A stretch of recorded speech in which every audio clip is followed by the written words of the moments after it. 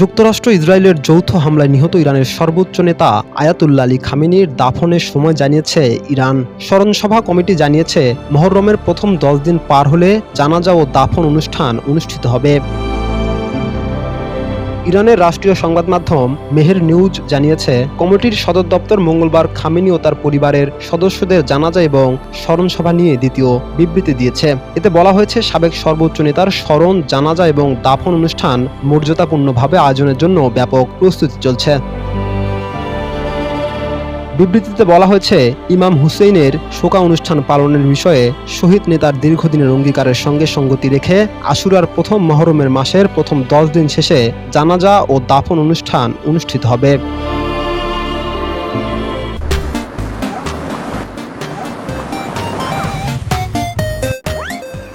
এর আগে তেহরানের ইসলামী প্রচার সমন্বয় পরিষদের প্রধান মোহসেন মোহাম্মদ বলেছিলেন, খামেনির জানাজা এমন একটি বৈশ্বিক আয়োজন হবে যা ইরান ও সমগ্র ইসলামী বিশ্বের ইতিহাসে স্মরণীয় হয়ে থাকবে। ইতিমধ্যে ইরাক সহ বিভিন্ন দেশ থেকে অনুষ্ঠানে অংশগ্রহণের জন্য নিবন্ধন ও প্রস্তুতির খবর পাওয়া যাচ্ছে।